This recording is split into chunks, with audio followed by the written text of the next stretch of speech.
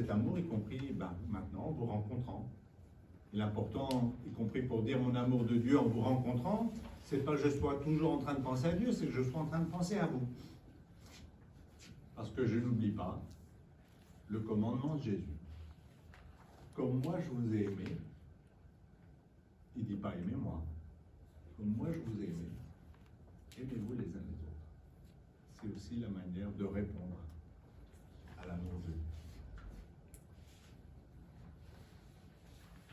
Mais c'est important de se dire de temps en temps, hein, c'est ceux qui s'aiment, voilà, des amoureux, il ne suffit pas qu'un amoureux dit à son amoureuse, tiens, je t'aime, je te l'ai dit une fois, ça suffit. Ça veut bien, hein? On a besoin de dire, de le redire, parce que aussi c'est le dire et le redire qui dit, puis qui entretient l'amour que nous avons les uns pour les autres. Et bien avec l'amour de Dieu, c'est pareil.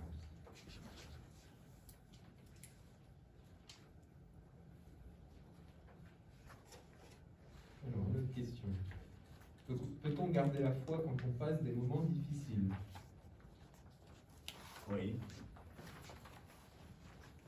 Et c'est même souvent parfois ce qui permet de tenir dans les moments difficiles. Et ça veut dire que la foi, ce n'est pas un long fleuve tranquille. La foi, ce n'est pas simplement quand tout va bien. Vous savez, qu'est-ce que ça veut dire croire? Pour vous, ça, quand vous dites « je crois en Dieu », qu'est-ce que vous dites? D'ailleurs, le jour de la confirmation, hein, avant de vous confirmer, je vous demanderai « est-ce que vous croyez ?» Ça veut dire quoi, croire?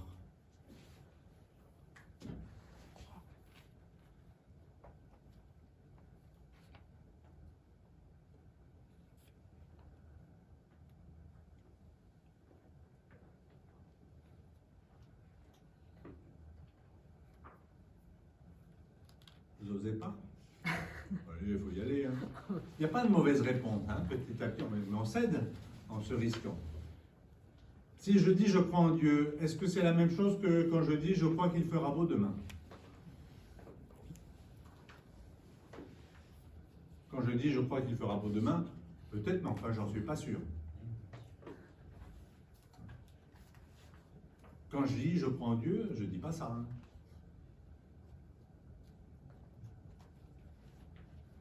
Le mot le plus proche pour dire je crois en Dieu, c'est j'aime Dieu. Les chrétiens, dans le Nouveau Testament, on appelle les chrétiens les pisteountes, les croyants. Et ils ont forgé d'ailleurs une expression. Alors, nous, on est tellement habitués qu'on ne mesure pas l'originalité de l'expression. Il y en a qui font du grec parmi vous? Du latin? Non, ça se fait plus, ça. Ils ont créé une expression en grec, pisteo, c'est le verbe croire, eis plus accusatif. En latin, credo in plus accusatif. En français, je crois en Dieu. Ça veut dire quoi? Quand je dis je crois en Dieu, je ne dis pas simplement je crois que Dieu existe. D'ailleurs, dans le Nouveau Testament, vous savez, il y a des petits personnages qui sont intéressants, parce qu'ils savent que Dieu existe, mais ils ne croient pas en lui. Comment on les appelle? Ces personnages qui savent qui est Jésus, mais qui ne croient pas en lui. Les démons. Hein, souvent, c'est des personnages-là. Ah, nous savons qui tu es. Ils ne croient pas en lui. Donc, quand je dis je crois en Dieu, je ne dis pas simplement je crois que Dieu existe. Je ne dis même pas simplement je lui fais confiance.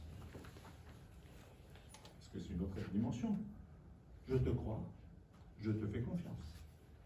Je fais confiance. Par exemple, tu me dis, tiens, hier j'ai vécu un moment important et puis j'ai rencontré telle personne et ce qu'elle m'a dit était, voilà, il y a une parole qui m'a fait du bien. Moi, je n'étais pas là. Tu me le dis, je te crois, je te fais confiance. Je fais confiance à ta parole, de témoin. Mais quand je dis je crois en Dieu, je ne dis pas simplement ça. Et si je dis à Dieu que je lui fais confiance, c'est parce que lui d'abord s'est révélé digne de confiance. Si je dis à Dieu que je l'aime, c'est parce que d'abord j'ai découvert que lui m'aime. Mais quand je dis je crois en Dieu, je dis je crois qu'il existe. Je lui fais confiance parce que lui s'est révélé une confiance, alors désormais, pour mener ma vie d'homme, de femme, de jeune, dont je sais que maintenant je ne suis plus un enfant, je sais que ce n'est pas un rêve la vie des hommes. La vie des hommes, elle est compliquée, la vie des hommes, elle est marquée de joie et d'épreuves. Alors pour mener ma vie, je n'ai pas 36 solutions. Soit je ne peux m'appuyer que sur moi, soit désormais pour mener ma vie, je prends appui sur Dieu. Je crois en lui. Et si vous connaissez dans la Bible un livre qui est très intéressant, puisque vous venez d'en lire et d'en prier quelques passages, ce qu'on appelle le livre des psaumes. Et très souvent dans le livre des psaumes, vous savez comment on appelle Dieu? On dit, tu es mon roc, mon rocher. On ne dit pas, tu es de la vase. Parce que la vase, on s'en compte. Si tu es mon roc, alors, tu es solide et je peux prendre appui. Bien, pour moi, dans les épreuves, est-ce que je peux compter sur vous? Est-ce que je peux prendre appui sur le Seigneur? Non pas en rêvant qu'il fasse disparaître tout, mais pour qu'il m'aide à tenir bon. Là où l'épreuve pourrait me faire tomber complètement, me faire désespérer, me faire baisser les bras. C'est ce qui d'ailleurs, souvent dans les psaumes, celui qui prie, alors dans les psaumes j'aime bien parce que ça nous invite à prier Dieu en n'étant pas trop poli. Vous savez, quand on est trop poli avec Dieu, on se tient à distance.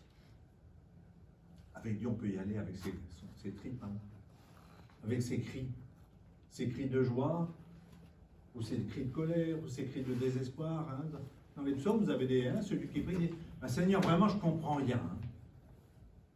Moi, je fais tout ce que je peux pour respecter ta loi, tes commandements. Il m'arrive les pires, il m'arrive plein d'épreuves. Eux, ils vivent n'importe comment et tout se passe bien pour eux. Qu'est-ce que tu fais? Celui qui prie, il râle. Il est capable de râler. Il est capable de crier de joie. Quelle merveille je suis, quelle merveille sont tes œuvres. Et puis il dit, mon Dieu, pourquoi tu m'as abandonné? C'est d'ailleurs la prière de Jésus sur la croix. Et celui qui prie en disant d'abord son désespoir, mon Dieu, pourquoi tu m'as abandonné? Pourtant nos pères nous ont dit que tu étais un Dieu qui était présent, qui faisait attention à nous. Ah oui, mais moi je suis dans la mouise, ça va pas là. Oui, mais en priant, y compris au cœur de l'épreuve, celui qui prie se souvient, se rappelle l'œuvre de Dieu et il croit. Et il espère que ce que Dieu a déjà fait, il le fera encore. Et c'est ça qui lui donne du courage. Et ce psaume qui a commencé par un cri de désespoir, il se termine par un chant de louange. Alors dans notre vie, il faut souvent un peu plus de temps que simplement le temps de réciter un psaume. Retenez ça. Croire en Dieu, c'est dire je prends appui sur lui. Pour tenir bon, y compris quand il y a de la tempête, y compris quand je risque de... Parce que je peux m'appuyer sur lui comme sur un roc.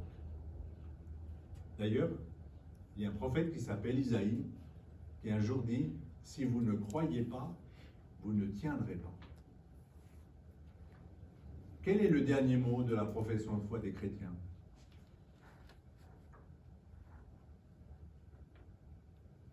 Quel est le dernier mot de la profession de foi des chrétiens? Je crois en Dieu, le Père Tout-Puissant, Créateur du ciel et de la terre, en Jésus-Christ, son Fils unique, notre Seigneur, qui a été conçu du Saint-Esprit, il est né de la Vierge Marie.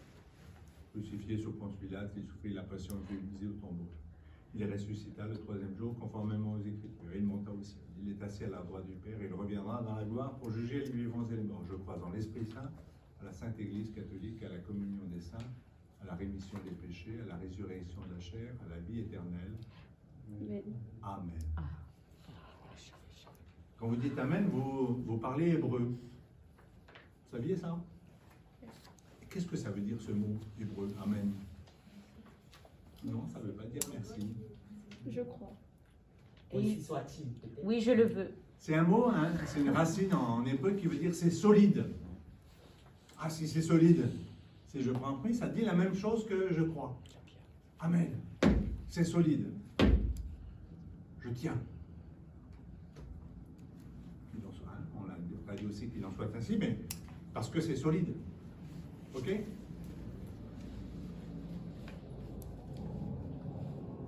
Merci, c'est plutôt un autre mot. Si on utilise un mot grec, c'est Eucharistie. Eucharistein. Merci, rendre grâce, dire merci. La troisième question, un peu liée à ce que vous venez déjà de dire, mais je vais quand même la poser. Donc, un jeune a écrit: je pense que Dieu nous protège et nous guide durant notre vie en faisant les bons ou les mauvais choix. Qu'en pensez-vous?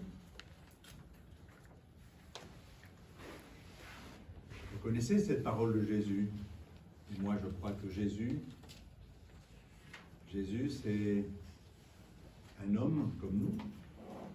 Il est né d'une femme et en même temps, je crois qu'en lui, c'est Dieu qui s'est donné. C'est Dieu, le Dieu éternel, le Dieu tout-puissant, le Dieu créateur, au-delà de tout, qui s'est fait l'un d'entre nous, naissant de Marie. Et Jésus dit un jour: je suis le chemin, la vérité et la vie. Donc c'est un guide. Mais vous savez, un guide, il ne marche pas à notre place. Vous avez fait déjà une balade avec un guide?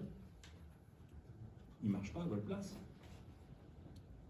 Vous marchez derrière lui, vous marchez à sa suite, il vous entraîne, mais il ne marche pas à votre place.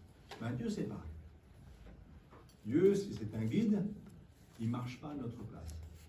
Il nous fait marcher. D'ailleurs, je ne sais pas si vous avez regardé dans la Bible le nombre de fois où le nombre de pages où on marche. Alors, le peuple est en train de marcher.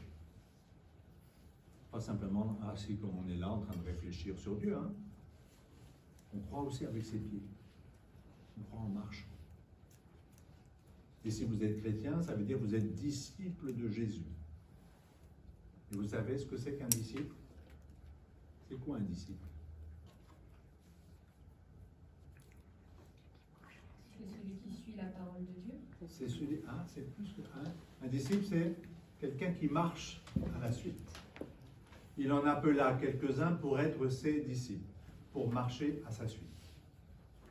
Voilà. Donc, les chrétiens que nous sommes, eh bien, nous sommes des hommes et des femmes qui, pour mener notre vie, nous laissons entraîner par Jésus. Nous marchons à la suite de Jésus.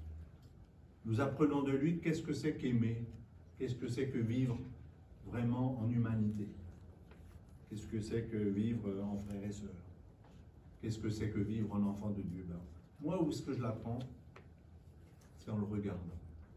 Parce que lui, il est le Fils, l'enfant de Dieu. Alors, il peut nous apprendre à ce que c'est que vivre en enfant de Dieu. Il s'est fait notre frère, alors il peut nous apprendre ce que c'est que vivre en frère. Il passe son temps, quand il prie Dieu, à dire mon Père, et il nous dit, ben, vous aussi, quand vous priez, dites notre Père.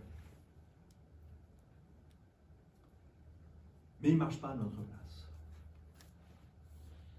Vous savez, la confirmation, c'est le don de... Qu'est-ce qui vous est donné à la confirmation? Qu'est-ce que Dieu vous donne? Oh là là! Le don de ne C'est pas la avoir digestion. peur de le dire. Le don de ne pas avoir peur de le dire. Oui? Le don de l'Esprit Saint. Le don de l'Esprit Saint. Vous savez comment on dit esprit en grec? Un mot que vous connaissez bien, hein? Parce qu'il y a plein de mots français qui sont faits avec ce mot. Pneumatologie, pneumatique, pneuma.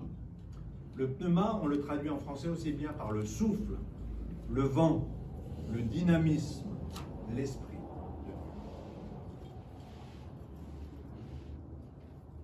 Vous connaissez ce passage, hein? Le vent souffle où il veut, le pneuma souffle où il veut, et tu entends sa voix, mais tu ne sais ni d'où il vient ni où il va. Ainsi en est-il des pneumontes, de ceux qui sont nés de l'esprit. Ça, c'est nous, hein, ceux qui sont nés de l'esprit. Alors, j'aime bien dire, voilà, moi je vais venir, c'est quand déjà la confirmation?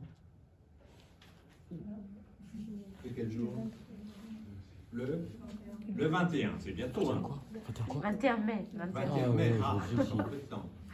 Moi, le 21 mai, je vais venir prier Dieu avec vous pour qu'il vous donne son esprit, son souffle, son dynamisme, pour qu'il vous donne l'esprit qui reposait sur Jésus, pour que cet esprit vous entraîne, comme il a entraîné les apôtres à la Pentecôte.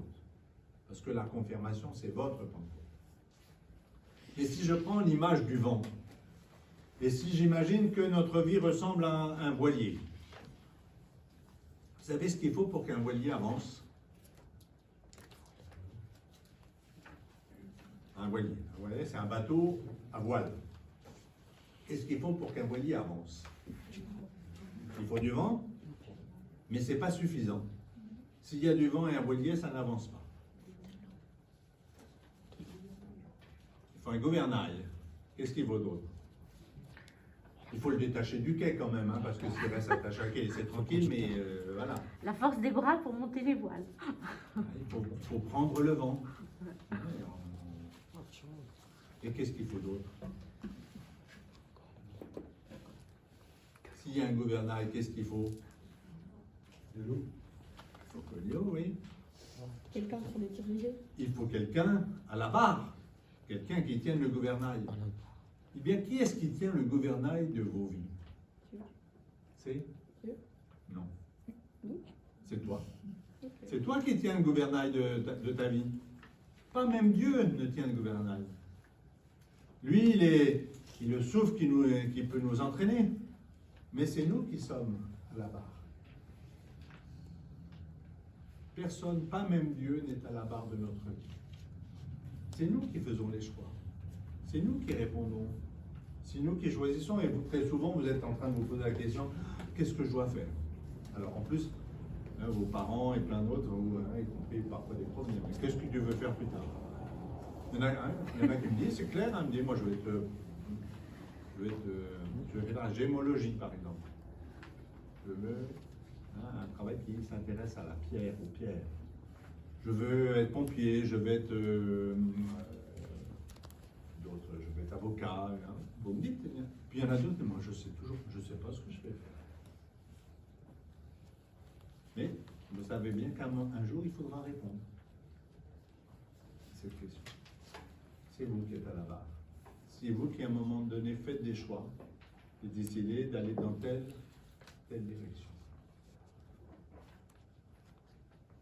Moi je crois que Dieu veut que nous soyons libres. Et donc, il accepte. Ça fait partie hein, de sa manière d'aimer. Et on n'aime pas vraiment quelqu'un si on ne veut pas qu'il soit libre. Et donc, il accepte qu'on ne soit pas des marionnettes dans ses mains. Il veut que nous soyons des partenaires d'alliance. Il nous propose une alliance et il attend que nous répondions. Il l'attend. Et vous savez que très souvent dans la vie, on est comme le peuple de Dieu dans la Bible. Vous savez comment le peuple de Dieu avance dans la Bible? Il avance comme ça.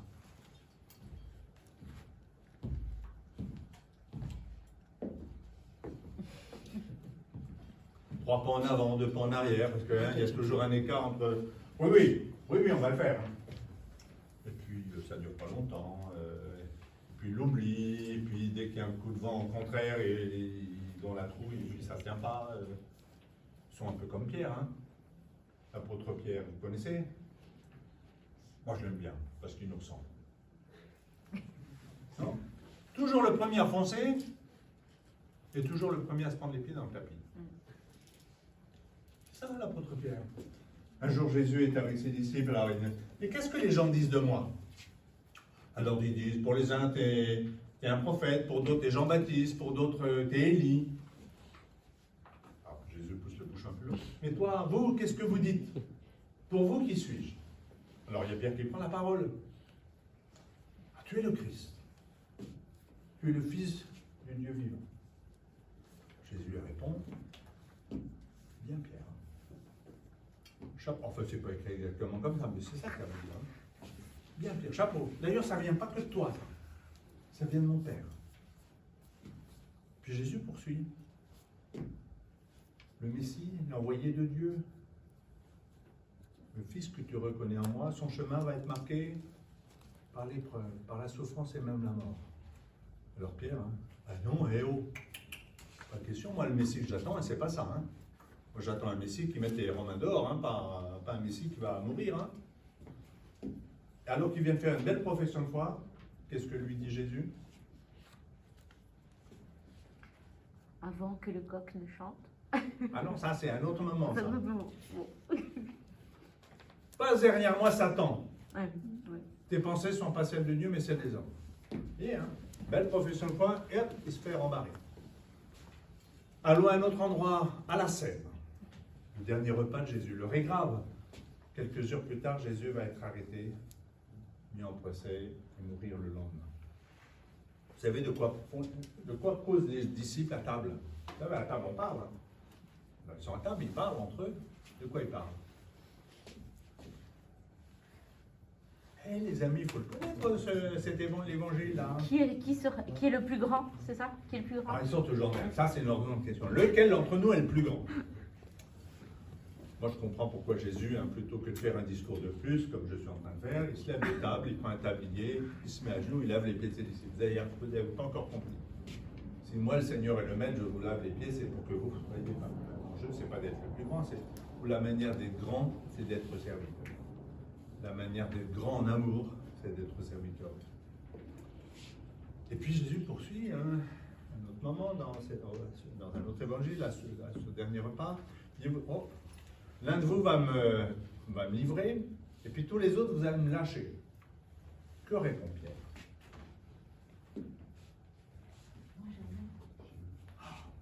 Ah non, hein. Même si tous s'abandonnent, moi, Pierre, je ne suis quand même pas comme les autres. Moi, Pierre, je ne t'abandonnerai pas, je donnerai ma vie pour toi. Quand même. Moi, Pierre. Qu'est-ce que Jésus lui répond?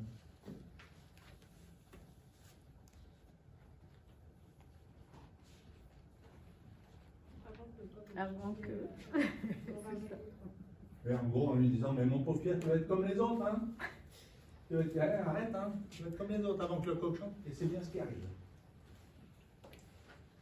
D'ailleurs, on nous dit dans l'évangile de Luc qu'après l'arrestation de Jésus, il croise Jésus qui est arrêté, il se met à pleurer. Il croise le regard, il se met à pleurer. Il n'a pas tenu parole. Hein. Pas si fort que ça, notre ami Pierre.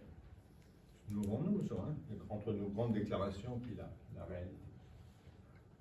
Il y a une troisième scène que j'aime bien dans la vie de Pierre, parce que c'est ça l'aventure de la foi. Jésus meurt.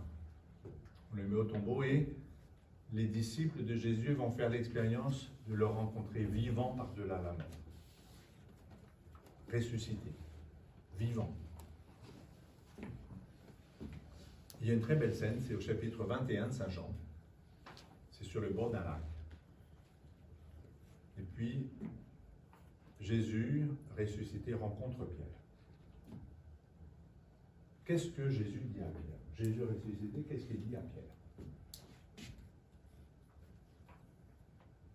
Moi, j'aurais été Jésus. Tu vois, je te l'avais bien dit. Non? Nous, on fait souvent ça, hein? On s'amuse à mettre le doigt là où ça fait mal. Non? C'est pas ce que Jésus dit. Alors, qu'est-ce qu'il dit, Jésus?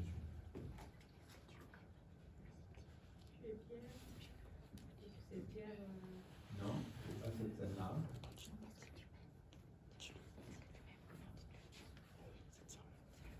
Pierre, est-ce que tu m'aimes? Pierre, est-ce que tu m'aimes? Et qu'est-ce que Pierre répond? Bah, moi j'aurais été Pierre. Tu sais bien, Seigneur, que je t'aime. Moi j'aurais été Pierre, tu sais bien que non. J'ai même pas été capable de dire parole. J'ai lâché, j'ai abandonné. Et Pierre, il ose dire, Oui. tu sais bien, je t'aime. Alors qu'est-ce que Jésus lui dit? Il le redemande. Non, avant de redemander. Ah. Alors sois le berger de mes brebis. C'est une manière. Alors je compte encore sur toi. C'est ça, l'aventure des chrétiens. On n'est pas si fort que ça, il faut voir avec quelqu'un faire du cinéma. D'ailleurs, c'est parce qu'on n'est pas si fort que ça qu'on a besoin des sacrements. C'est parce qu'on n'est pas si fort que cela qu'on a besoin de l'Esprit Saint. pour qu'il soit aussi notre force, qu'il nous soutienne. C'est dire être ça, être chrétien, c'est reconnaître que on n'est pas si fort que ça. Et si je compte que sur moi, je risque de ne pas tenir longtemps. Alors pour avancer, je découvre qu'il m'aime. Je découvre qu'il m'appelle, qu'il a besoin de moi et qu'il me donne son énergie pour répondre. Et puis même si je passe à côté, même si à un moment donné je fais le contraire de ce que j'ai dit, il ne me lâche pas. Il continue à m'aimer. Il continue à attendre mon amour et surtout il me dit je compte encore sur toi. Ce que tu as fait à un moment donné, même si c'est une connerie, si c'est mal, c'est pas le dernier mot de ta vie, parce qu'il t'aime. Et je vous raconte des pages d'évangile. Alors moi, mon rêve, comme évêque, c'est pas que vous sachiez tous les 4 évangiles par cœur, mais j'aimerais que, parce que ça fait partie de l'aventure, que vous connaissiez 3 ou 4 textes et que vous soyez capable de les raconter comme moi je suis en train de vous les raconter. Pas par cœur, vous savez, hein, mais en étant capable de... C'est ça que ça veut dire. Ah, mais ça parle de ma vie. Ça parle de ma propre aventure. Tiens, une autre belle scène de Pierre. Un jour, Jésus, il a multiplié les pains et puis il renvoie ses disciples. Allez de l'autre côté du lac. Donc, il renvoie les foules. Alors, les disciples, ils sont sur la barque, traversent le lac de Génézareth. Et puis, en chemin,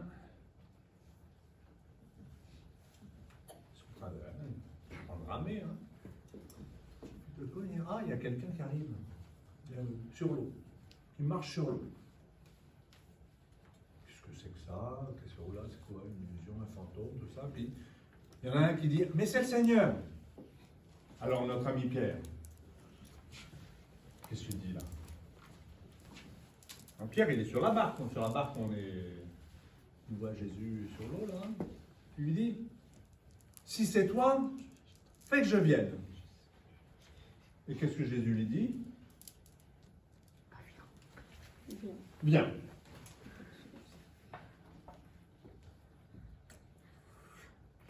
Mais pas très solide, hein, l'eau, hein. Il y a de quoi hésiter, quand même, à faire le pas. Bien, mais enfin... Et finalement, Pierre, il y va, et ça marche. Je suis sûr que ça vous est déjà arrivé, ça. À cause d'une parole de Jésus, parole qui vous avait marqué, alors que vous hésitiez d'oser un pas. Vous aviez peur d'appeler, mais à cause de sa parole, vous avez osé un pas. Et vérifiez que ça marche. Vous avez eu raison de faire ce pas. Que la peur n'avait pas à vous paralyser. Ça, c'est un acte de foi. Ça marche. Et puis, le récit se poursuit, il y a un coup de vent. Alors, notre ami Pierre, il y a un coup de vent, hein, et puis il se met à couler. Alors, qu'est-ce qu'il fait? Vous voyez, le premier acte de foi de Pierre, c'est quand même un marcher sur l'eau. Hein. Mais sur ta parole, j'y vais. Ça me fait penser à un autre grand croyant dans la Bible, Abraham, dont on nous dit dans la lettre aux Hébreux, il partit sans savoir où il allait. Mais il part parce qu'il fait confiance à une promesse, à une parole. Un peu comme, bien, je te fais confiance, j'y vais. Premier acte de foi. Coup de vent, il coule. Que fait Pierre? Il dit, maintenant, je vais me débrouiller tout seul. Je vais barboter, nager pour rejoindre la barque ou le rivage. C'est ça qu'il fait? Qu'est-ce qu'il fait?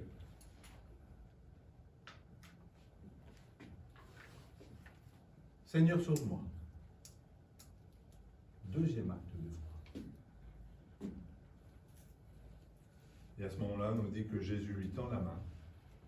Et ils se retrouvent tous les deux sur la barque. Dans la foi, il y a des moments où, sur sa parole, on y va et ça marche. Il y a d'autres moments dans l'aventure de la foi, Seigneur, j'y arrive pas, alors aide-moi, sauve-moi. Je compte sur toi. La foi, il y a entendre que le Seigneur compte sur nous. Il y a d'autres moments, être capable de dire, je compte sur toi. On rejoint, y compris croire dans l'épreuve. Voilà, en tous les cas, d'ici le 21 mai, ça serait bien que... Allez, je peux vous lancer un défi? Vous avez tous un Nouveau Testament? Vous avez dû vous le donner quand vous étiez en 6e. Où est-ce qu'il est d'ailleurs? Sur le haut de l'armoire, en train de prendre la poussière? Oui, ils l'ont dans leur Dans la sac à table dos de là. chevet, c'est vrai. Hein? Vous pouvez même l'avoir là-dessus. Hein. Tiens. Eh bien, si je lisais un évangile en entier. Allez. Je ne peux pas le lire, c'est long. Prenez l'évangile de Marc. Si vous le lisez comme un livre, comme un roman, il faut 20 minutes. Alors, si vous le lisez en plusieurs fois, hein, ça. Mais pour l'entendre du début à la fin. Et pas comme souvent à la messe, des petits morceaux, mais on ne sait plus comment les rattacher ensemble.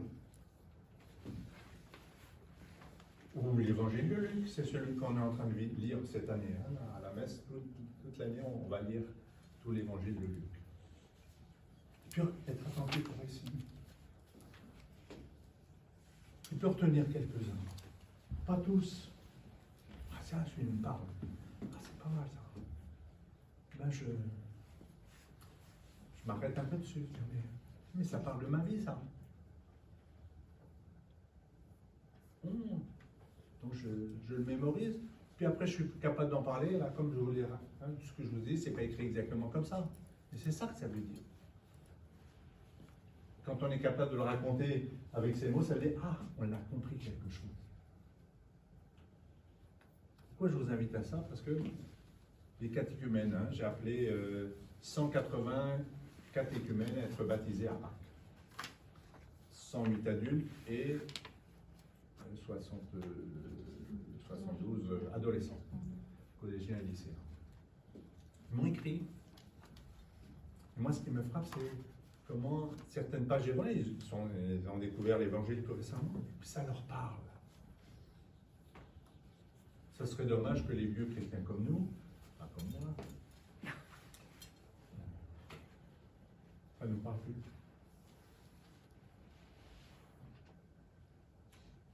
Alors voilà, petit défi, tiens. Prochaine fois, vous verrez en... Tiens, mais c'est quoi le texte d'évangile que tu es capable de raconter?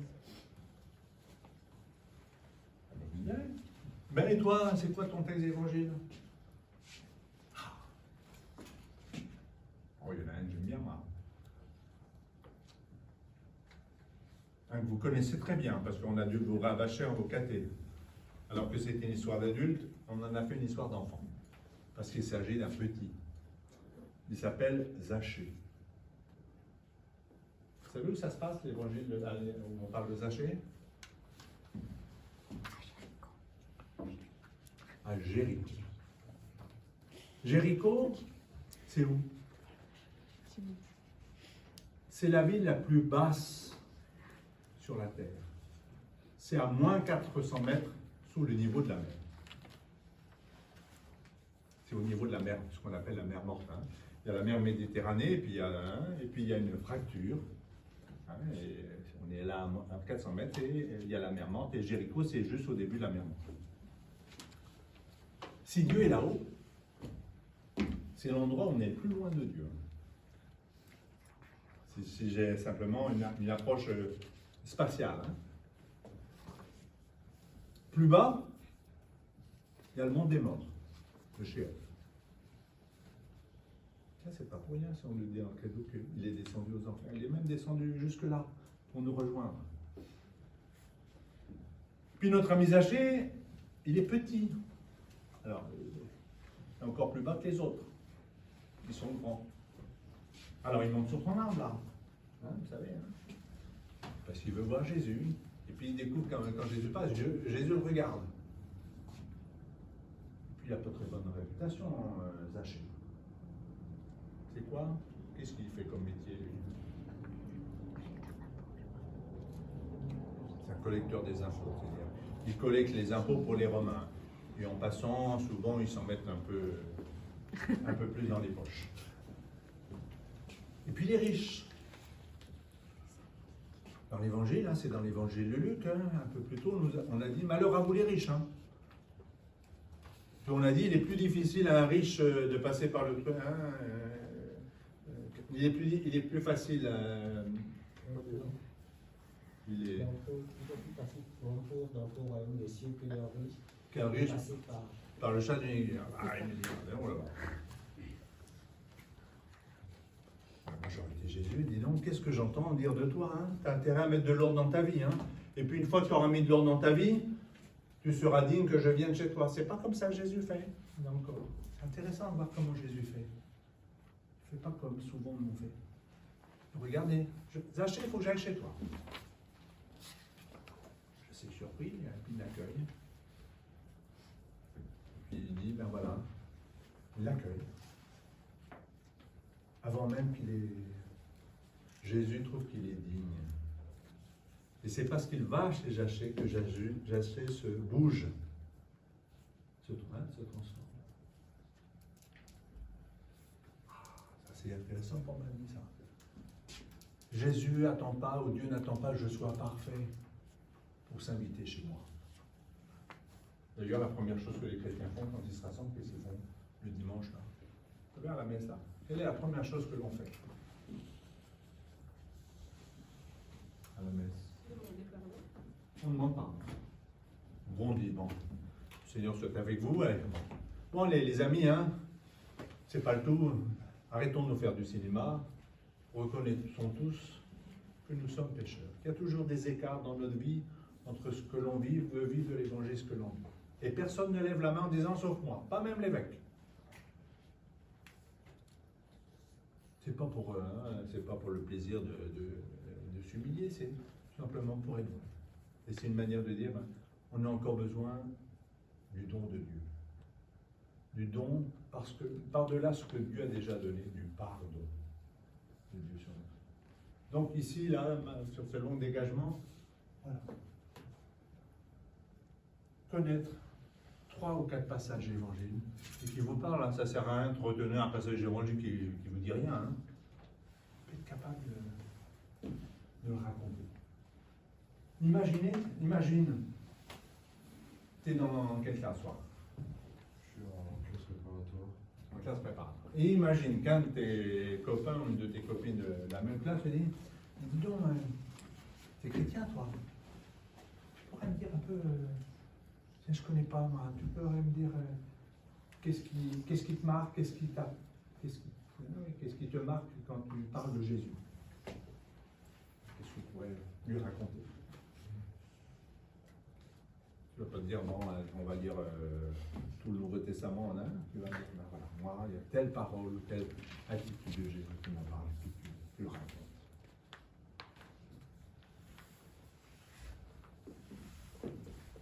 On passe à la suite. Il y a 4 jeunes qui se préparent ici à recevoir le baptême. Oui. Quel est le lien entre le baptême et la confirmation?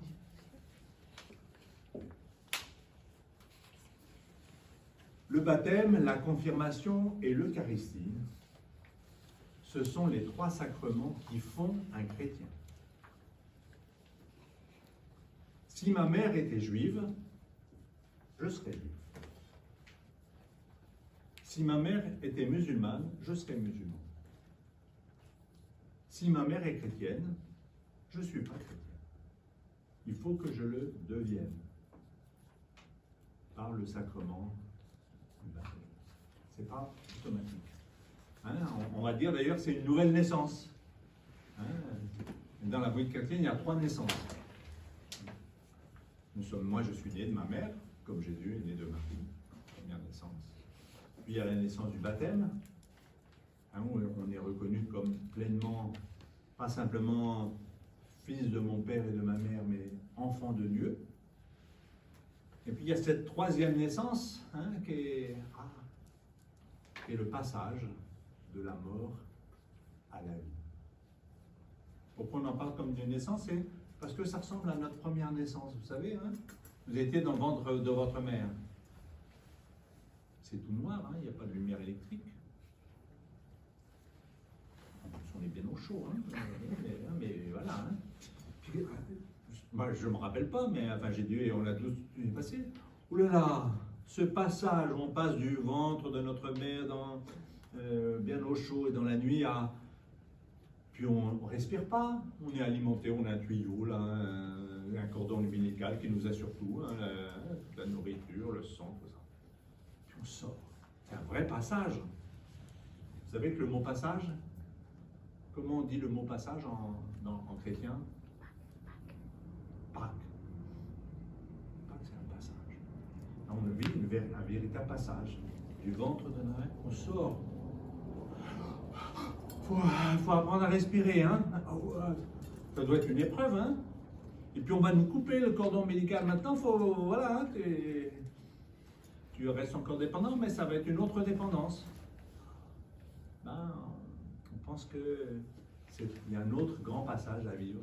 C'est ce passage de notre vie d'ici à une vie qui est pleinement en Dieu, qui sera aussi un autre passage. C'est pour ça qu'on l'évoque comme une troisième naissance. Alors, c'est quoi ces trois sacrements? Dans tous les sacrements, l'Esprit Saint nous est donné. Donc la question qu'il faut se poser, c'est, mais il nous est donné pourquoi? Au baptême, on est baptisé dans l'eau et l'Esprit. Au baptême, l'Esprit Saint nous est donné pour nous entraîner à vivre en enfant de Dieu. Et donc en frère aussi. Parce que vous avez, on est dans une famille, on n'est pas enfant unique. Il y en a pas mal, donc il faut apprendre aussi à vivre en frère. D'ailleurs, la grande prière qui accompagne le baptême, c'est le Notre Père.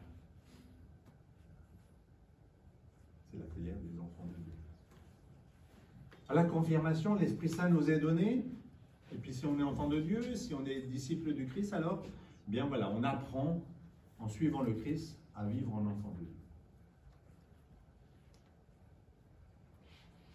À la confirmation, l'Esprit Saint nous est donné pour autre chose. Pourquoi?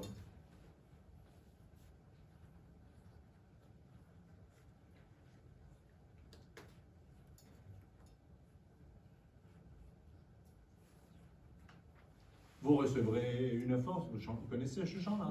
Alors qu'est-ce qu'on dit là dans ce chant? Vous deviendrez des apôtres.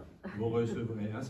C'est une citation du livre des Actes des Apôtres. C'est Jésus ressuscité qui dit à ses apôtres, vous recevrez une force, celle de l'Esprit Saint. Et vous serez mes témoins, mes apôtres, de Jérusalem jusqu'aux extrémités de la terre. Bien, à la confirmation, l'Esprit Saint vous est donné pour être les témoins dont le Seigneur a besoin. Comme il a eu besoin autrefois de Pierre, Jacques et Jean, et de la Samaritaine, et de Marie-Madeleine. Voilà. L'Esprit Saint vous est donné pour être les témoins dont il a besoin. Parce que l'aventure, c'est un passage de relais. À l'Eucharistie, le baptême, on le reçoit une seule fois. Une fois pour toutes. La confirmation, c'est une fois pour toutes. Mais pour le dire un peu autrement, c'est... Les disciples, ils ont commencé par suivre Jésus, et en le suivant, ils sont rentrés petit à petit dans ses manières d'être et de faire. Et puis, à la Pentecôte, Jésus les avait laissés, et il leur fait confiance. Là, maintenant, allez, c'est à vous de poursuivre. On a ça dans l'évangile de Jean. Comme le Père m'a envoyé, ben moi aussi je vous envoie. Recevez l'Esprit Saint. De même que l'Esprit repose sur Jésus au moment où il va commencer son ministère public. Il va se mettre à parler, il va se mettre à témoigner, il va, par sa parole, mais aussi par ses gestes. Il guérit, il relève, il pardonne. Voilà. L'Esprit est donné pour être les témoins dont il a besoin. Et il est donné une fois pour toutes.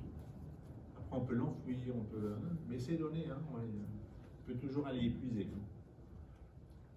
Si vous me demandez quel souvenir j'ai de ma confirmation, aucun souvenir. Et pourtant, si je suis là, c'est parce que cet esprit qui m'a été donné a continué à faire son travail. À la messe, l'Esprit Saint nous est donné pour faire notre unité. Et pour nous entraîner à faire de nos vies des vies données, des vies qui aiment. Qu'est-ce qu'on fait à la messe? Alors là, la messe, hein, c'est un repas. Qu'est-ce qu'on fait dans un repas? Vous avez mangé tout à l'heure? Oui? Non? Midi, là, vous avez rien? J'ai quoi, des zombies devant moi? Hein, vous avez mangé parce que pour vivre, pour grandir, pour avoir de l'énergie, pour vous parler, voilà, j'ai besoin, on a tous besoin de manger, y compris de ces aliments que l'on ingurge. Hein, il y a des calories qui nous donnent l'énergie dont on a besoin pour vivre. Eh bien, à la messe, on a deux nourritures.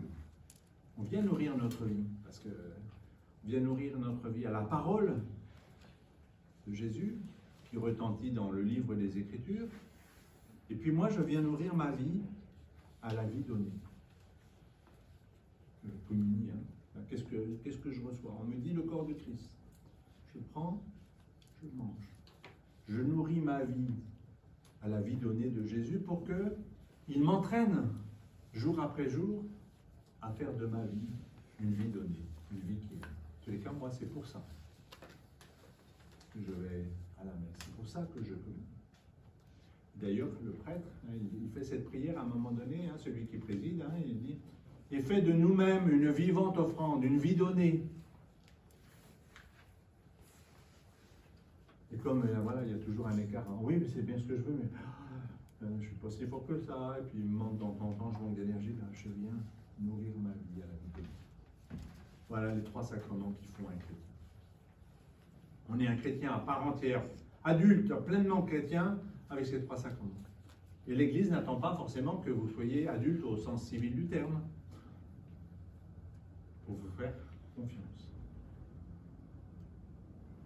Voilà, pour situer un peu ces trois sacrements. Donc, être les témoins dont le Seigneur a besoin, c'est ça la confiance. Et moi, votre évêque, moi je compte aussi sur vous. Vous savez, mon boulot, c'est quoi, moi, d'évêque? On dit les évêques qui sont les successeurs des apôtres. Donc, hein, c'est être le témoin du Christ auprès de tous les habitants de l'Essonne. Ils sont combien déjà en Essonne? Combien on est en Essonne d'habitants? 1 300 000. J'y arrive pas tout seul. Hein. Alors j'ai un peu d'aide quand même. J'ai l'aide de coopérateurs. D'ailleurs, j'ai prié sur eux en disant « Donne-moi les coopérateurs dont nous avons besoin ». Quand j'ai ordonné Richardson il y a 4 ans et demi, Richardson, 3 ans et demi. 77 ans. Ben, j'ai prié, hein, envoie ton Esprit Saint et puis donne-nous les coopérateurs dont j'ai besoin pour l'exercice de ma mission. Donc je peux compter sur des prêtres, je peux compter sur des diacres, je peux compter sur des laïcs à qui je confie des missions, mais j'ai aussi besoin de vous.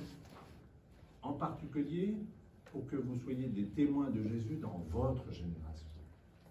Dans votre génération. Parce que moi je suis un vieux pour vous. Non, je suis pas. Tu dis, je suis un vieux. Enfin, du moins, quand j'avais ton âge, c'est ce que je pensais des gens de mon âge. Donc, voilà. Pourquoi j'ai ça? Parce que même si j'essaie de vous rencontrer, de vous comprendre, je ne suis pas en phase immédiatement. Il y a des choses que j'ai du mal à comprendre, hein, de vos réactions, parce que je ne suis pas de votre génération. Je ne vibre pas aux mêmes joies, aux mêmes musiques, aux mêmes aspirations. Peut-être que je ne vibre pas de la même manière aussi aux mêmes peurs, aux mêmes angoisses. Hein. Donc, voilà, il faut que je tienne compte de cela. Et donc, vous êtes les mieux placés pour être les témoins de l'évangile du Christ dans votre génération. Parce que vous en êtes. Et donc, vous savez mieux de l'intérieur ce qui peut parler à votre génération. En tous les cas, moi, je viendrai dire, ouais, j'ai besoin de vous aussi dans votre génération. Et regardez, combien vous êtes là? 26. Combien? 26. 20 Ah bon? 28. Plus de 2 fois plus qu'à la Pentecôte. C'est que j'ai compté. Donc, vous voyez, il y a la double de force de frappe. Il y en a deux qui vont arriver là. Pour la prochaine question, votre famille est-elle chrétienne et est-ce elle qui vous a amené sur le chemin de Dieu? Ah, ma famille m'a chrétienne et m'a fait plonger dedans vraiment très tôt. Je suis né le 16 juillet, le 17 j'étais baptisé. Donc, vous voyez, Je l'ai 3 jours avant lui. ma maman n'était même pas à mon baptême. Puisque moi, m'a sorti de la clinique pour aller dans l'église qui était en face de la clinique, et ma maman restait dans la clinique. Donc, je n'ai aucun souvenir de mon baptême. Mais voilà, je suis un peu comme Obélix, hein, je suis tombé dedans en étant petit. Et de fait, j'ai reçu de ma famille, en Bretagne, hein, de mes parents, mais aussi de mes grands-parents, voilà, des traditions. J'ai appris. La prière, je ne l'ai pas appris au caté, hein, je l'ai appris en famille. Quand j'étais chez mes grands-parents, il y avait toujours la prière avant de dormir, tout ça. Il y a des choses que j'ai appris comme ça,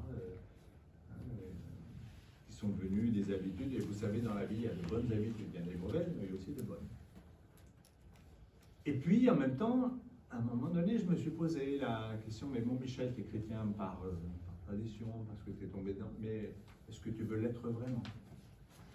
Et ça, c'est passé au moment où on est arrivé en Île-de-France, j'avais 15 ans. Mon père a été muté, donc il a quitté tous les copains là-bas, se retrouver en Île-de-France, c'était facile, hein, bon. Donc j'ai fait du scoutisme, ça m'a aidé à retrouver des copains rapidement, etc. Mais c'est le moment où je me suis dit, Michel, voilà, est-ce que tu veux être chrétien? Et après, c'est comment tu vas l'être? Alors j'ai eu envie J'avais un chef scout qui était marié, fortement engagé dans la cité aussi. Je dis, ah, ça me plaît, enfin, je me verrais bien vivre une vie comme la sienne, qui est pleine, qui est remplie et qui est pleine de dynamisme. Il y avait aussi un aumônier scout qui je me verrais bien aussi, ouais, on pense à plusieurs choses. Et puis voilà. Et puis je me souviens, c'est cette période-là où j'ai acheté une Bible. À la maison, il n'y avait pas de Bible. Donc j'ai acheté une Bible, j'ai commencé à lire, je me suis un peu perdu, non, enfin voilà. Je me dit, tiens, mais Michel, faut que tu te donnes un peu les moyens. Et puis ma prière est devenue aussi plus personnelle, voilà. Et petit à petit, c'est ça qui m'a amené à un moment donné, alors que je voulais faire de l'agronomie, des études d'ingénieur, et c'est en classe préparatoire qu'à un moment donné, la question revenait sans arrêt, mais Michel, pourquoi pas comme prêtre chrétien? Mais pourquoi pas comme prêtre? Et j'avais beau dire, c'est pas le moment, j'ai autre chose à faire, hein. J'étais en classe préparatoire, j'étais chef scout, donc la vie était bien remplie. Et cette question revenait sans cesse. Et à un moment donné, j'avais beau la mettre au placard, ça revenait sans cesse. À un moment donné, je me suis dit, Michel, il faut que tu te donnes les moyens, il faut savoir si c'est ça ou pas. Et donc, je suis rentré au séminaire en rentrant, au lieu de rentrer en maths spé, puisque j'étais admis, je suis rentré au séminaire. Alors, mes parents ont fait la gueule. Pour vous dire que quand quelqu'un fait une décision, prend une décision, une famille, ça le concerne. Mais ça a aussi des conséquences sur les autres. Alors, mon père m'a dit, Michel, je ne suis pas d'accord. Mais c'est ta vie.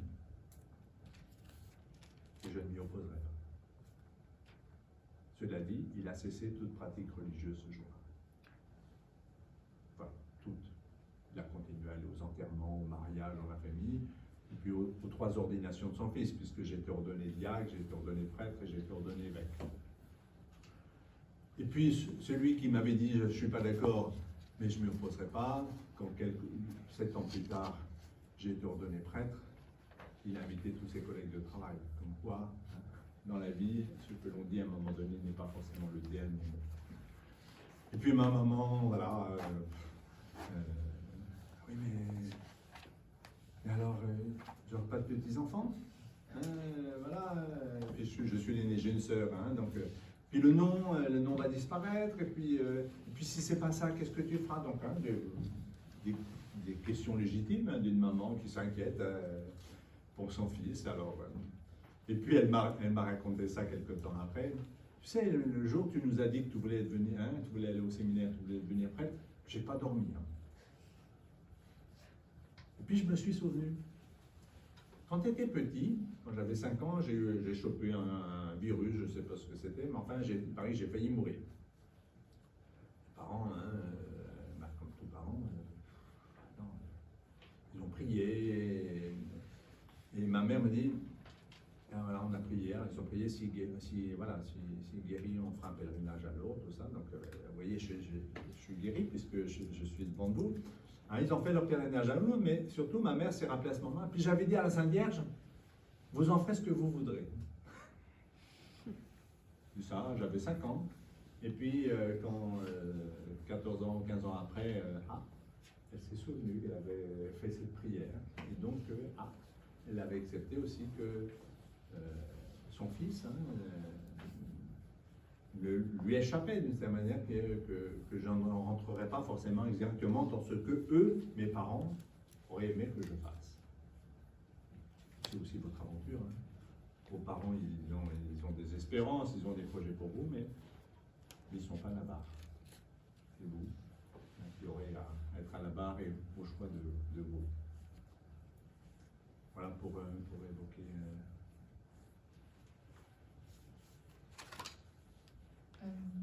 Au quotidien, attendez-vous quelque chose de la part de Dieu? Ah oui. Ah oui. Moi, ça m'arrive souvent. Alors, moi, comment avec Dieu, je suis assez nature avec Dieu. D'ailleurs, et je vous invite à y être. Comme les psaumes, faut y aller.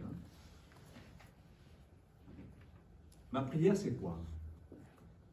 Moi, je suis plutôt, le matin, c'est toujours difficile. Je couche tard et le matin, pour le réveil, quand il sonne, quelle bizarrerie comme invention, le réveil. Donc, je taperais dessus si je pouvais aussi. Puis je me lève, je prends une douche, un café, et puis, une fois que ça, petit à petit, il faut que le moteur chauffe. Et puis, avant de sortir de chez moi, tant que je suis chez moi, parce qu'une fois que je suis sorti, la journée va s'enchaîner sur plein de choses. Avant de sortir de chez moi, je prends le temps de prier. Alors moi, j'ai des habitudes tout simples. Chaque fois que je commence la journée, je fais sur moi le signe des chrétiens.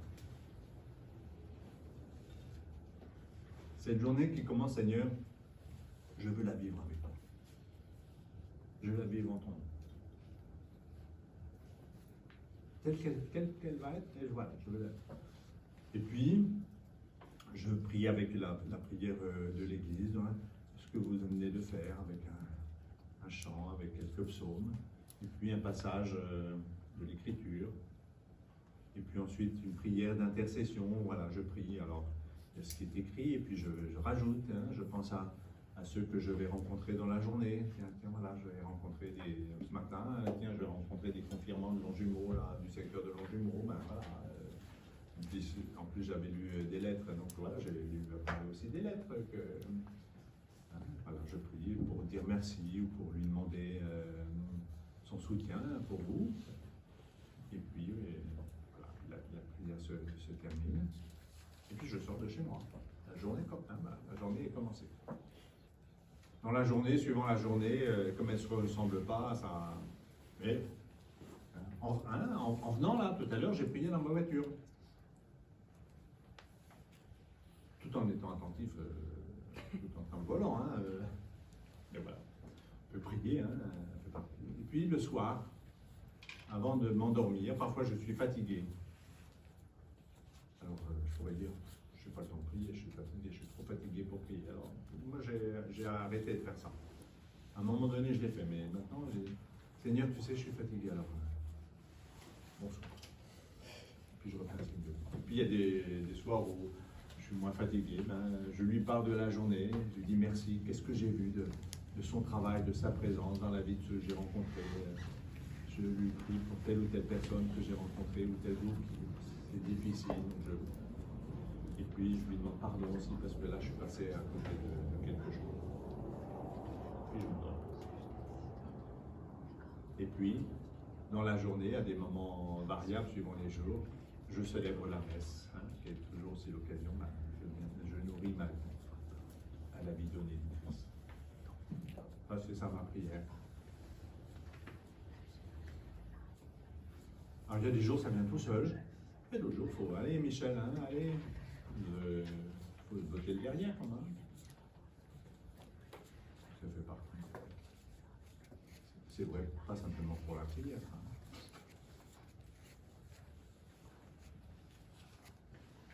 Et alors, les questions qui nous avaient été écrites ont été posées. Donc là, on va profiter de ce temps pour, si certains d'entre vous ont des questions, à les poser directement. Voilà, c'est le moment d'en profiter. Donc, est-ce que quelqu'un a des questions, s'il vous plaît?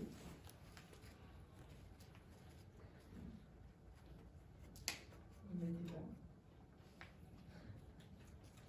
Il y a vraiment besoin d'une dose d'Esprit Saint hein, pour.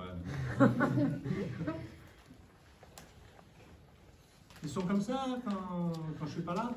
Du ah, tout. c'est ma présence. Ah, bon. Une question à la Qu'avez-vous pensé de la lettre des jeunes? Est-ce qu'ils sont motivés? Ah, il les a. Qu'est-ce que j'ai là? Les lettres secrètes. Elles sont trop différentes pour parler d'une manière générale. Plusieurs expriment le fait que la lecture de la parole de Dieu, voilà, ils ont pris une bonne habitude de lecture, y compris pour les chrétiens. Plusieurs évoquent aussi la prière ou la découverte de la prière, pas simplement une prière formelle, hein, mais d'autres évoquent du démarrage de la confirmation. J'y ai été un peu poussé, puis maintenant, non, c'est moi qui fais la demande. Ensuite, les lettres, elles sont aussi diverses que de ce que vous êtes. Hein. Il y a une lettre de celles pour qui l'écriture est facile, et puis qui développent un peu leurs idées. Puis il y en a d'autres, c'est plus bref, parce que sans doute aussi dans la vie, ils sont plus réservés, ou leurs paroles sont pas abondantes, mais ça n'empêche pas de dire des choses essentielles. Donc, tel ou tel évoque aussi l'épreuve de la mort, hein, comme une épreuve, la mort d'un proche. Hein, une épreuve, voilà, et pour qui l'espérance, hein, ou croire que la vie n'est pas terminée au moment où l'on meurt, ça ne veut pas dire que c'est pas difficile de vivre l'épreuve ou le fait de dire au revoir à quelqu'un. Il y en a une qui me dit ça. Finalement, c'est pas la mort, c'est plus l'épreuve de dire au revoir.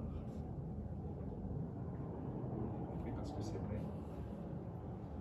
Quand on est en relation avec quelqu'un, voilà, compris au quotidien, et puis il y a l'épreuve de la mort, c'est même si je crois que la mort n'a pas le dernier mot, je ne verrai plus son visage, je ne verrai plus. Il y a forcément aussi le drame de la séparation. Et c'est normal qu'on soit éprouvé, c'est normal qu'on soit attristé.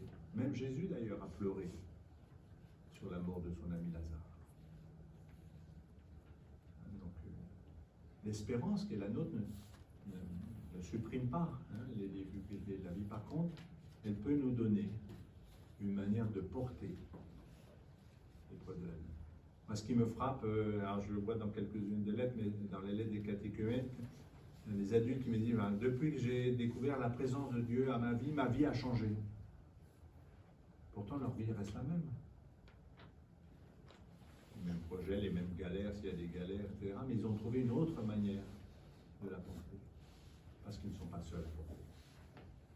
Parce qu'ils ont expérimenté ou goûté que ce que vous entendez à chaque fois à la messe, le Seigneur est avec vous. Ils ont expérimenté le Seigneur est avec vous.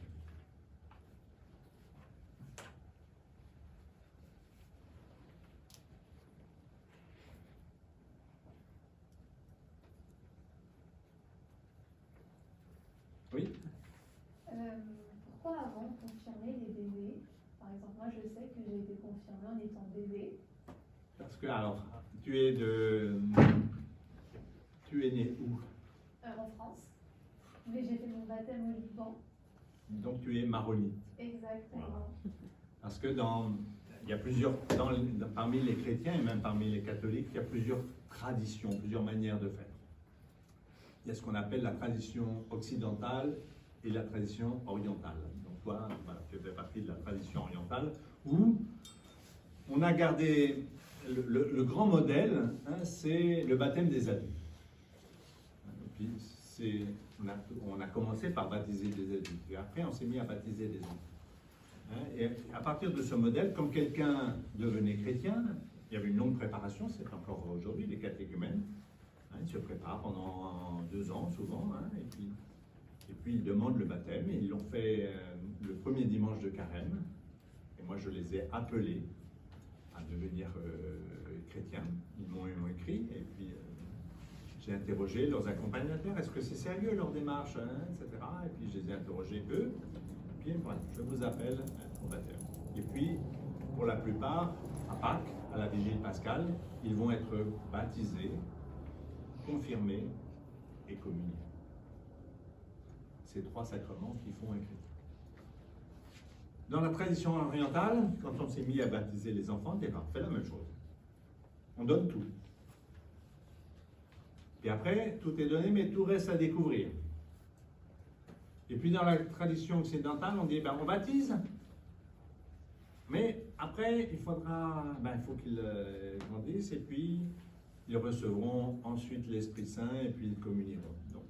Donc on fait des étapes, hein, qui sont des étapes de croissance dans l'aventure de la foi. C'est un peu les deux traditions. Une qu'on dit, tout est donné, puis il faut le développer, il faut le laisser grandir en nous. Et l'autre qui insiste plutôt, c'est par des étapes.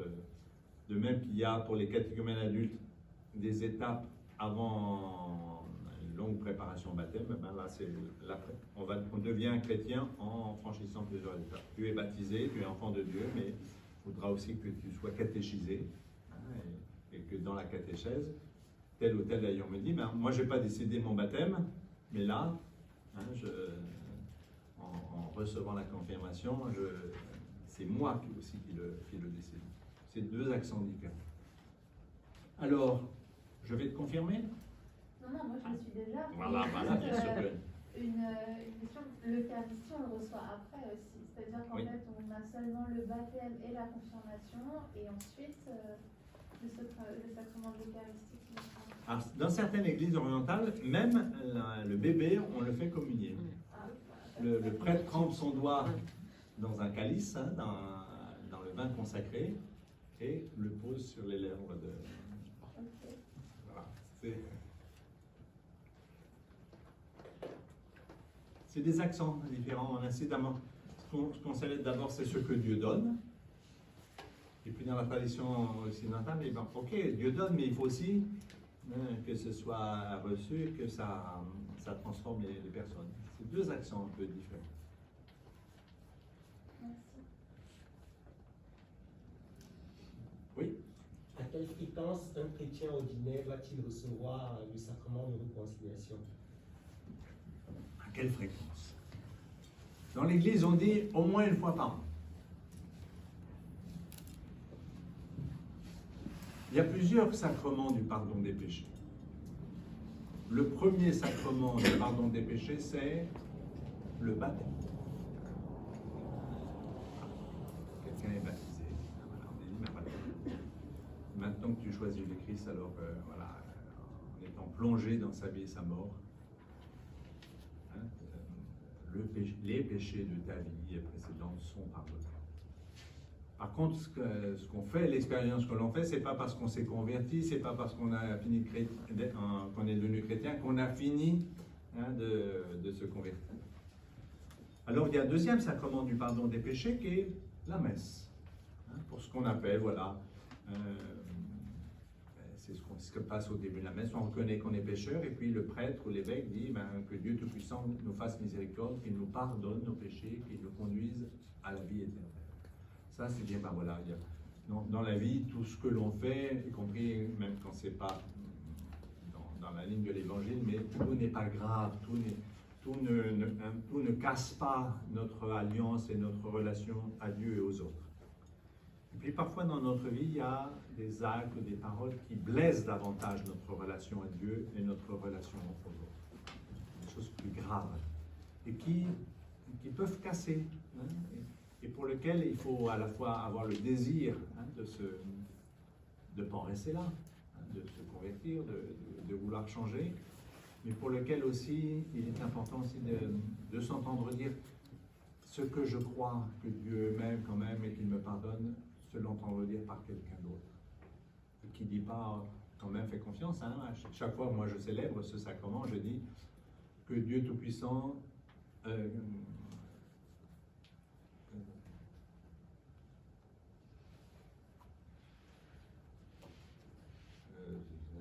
comme je ne suis pas dans le cadre, ça ne vient pas automatiquement, mais à un moment donné, dans ce qu'on appelle la parole d'absolution, je dis, hein, je fais allusion au travail de Dieu hein, qui pardonne, et puis je termine en disant, et moi, Michel, pas en mon nom, au nom du Père, du Fils et du Saint-Esprit, je te pardonne tous tes péchés.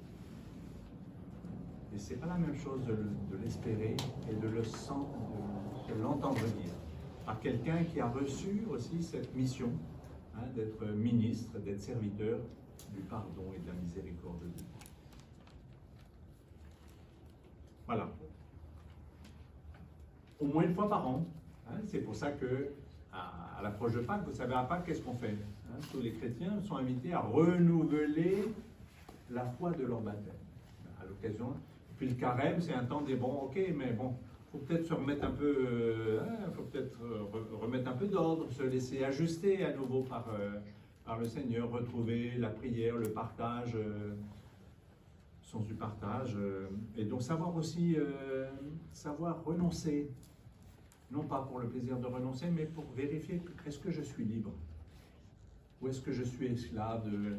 Est-ce que je suis esclave de mes appareils en étant sans cesse branché? Est-ce que je suis esclave de la nourriture? Est-ce que je suis esclave de les dimensions de jeûne ou de privation? C'est pas simplement pour le plaisir de se priver, c'est pour vérifier, mais au fait, est-ce que je suis encore libre ou je suis devenu esclave de... Et pouvoir savoir se priver, c'est une manière de vérifier aussi que parce qu'on peut, vous savez, on peut se laisser avoir hein, par la consommation, on peut se laisser avoir par des addictions, on peut se laisser avoir hein, de temps en temps. Hein, et ça, c'est des esclavages. Quand on fait une profession de foi à Pâques, on dit renonces-tu? Est-ce que tu te détaches de ça pour mieux t'attacher à Dieu?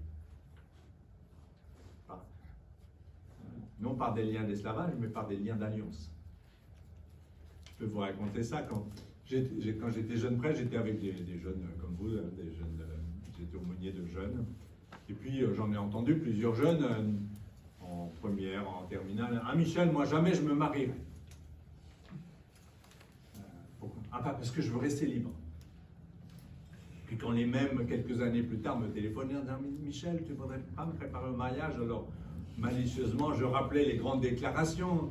Alors il y avait, ah, te fous pas de moi, etc. Mais il faisait l'expérience hein, que désormais, pour vivre ma vie heureuse, je ne peux la vivre qu'en me liant, en m'attachant, mais pas par des liens d'esclavage, hein, par des liens d'alliance, des liens d'amour avec celui ou celle dont je veux qu'elle soit la compagne ou le compagnon de ma vie. Vous savez, le mot compagnon, ça veut dire quoi? Compagnon, compagne.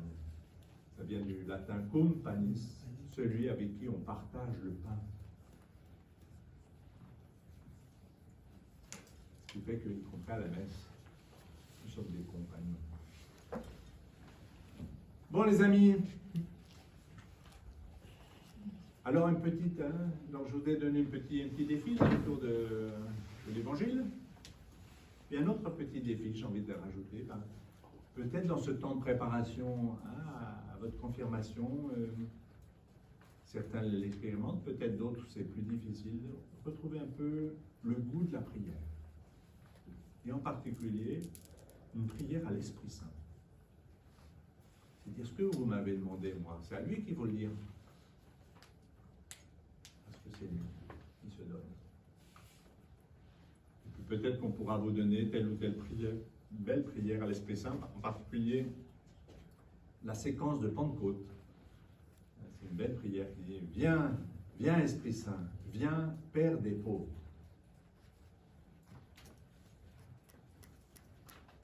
Réchauffe ce qui est froid. Réchauffe ce qui est froid nous-mêmes.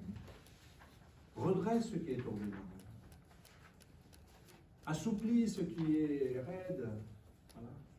Après, chacun dit, ah ben tiens, il y a ça, il faut le vouloir, et puis en même temps, Seigneur agit. Un peu à la manière de Marie, hein, vous savez, la mère de Jésus, c'est celle qui se laisse entraîner par l'Esprit Saint. Quand elle est surprise quand même, donc, de ce que le messager de Dieu lui annonce, elle va être la mère d'un enfant alors qu'elle ne connaît pas d'homme, etc. Donc elle pose des questions pour mieux comprendre. Et quand elle comprend un peu mieux ce que le Seigneur attend d'elle, elle dit, alors fais-le en moi et avec moi, qu'il me soit fait selon ta parole. Et pas comme nous souvent disons, bon, maintenant j'ai compris, je vais le faire. Je comprends mieux, alors fais-le en moi et avec moi, parce qu'on a à être aussi bien. C'est une bonne occasion aussi de se dire, bah tiens, Seigneur, qu'est-ce que tu attends de moi? Qu'est-ce que tu attends de moi? Si je suis un de tes disciples, quelle part tu veux que je prenne à la mission, au service, hein? Quel service tu attends de moi dans le service des frères, dans le service de l'Église, dans le service de la mission?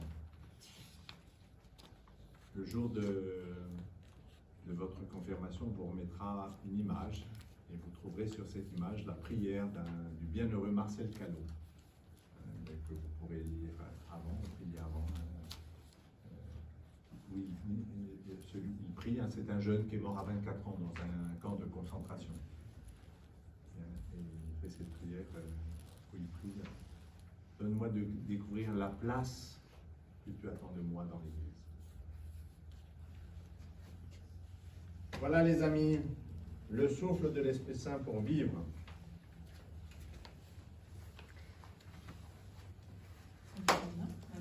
Merci, merci mon Seigneur. Est-ce que vous avez un petit moment pour goûter, faire une petite pause avec nous? Petit. Petit. Allez. Il y a midi la forêt maintenant. Ah. Voilà. Bon, eh ben on peut se retrouver dans le jardin. Voilà. Les jeunes vont descendre avec vous. Eh ben, c'est parti, on va descendre.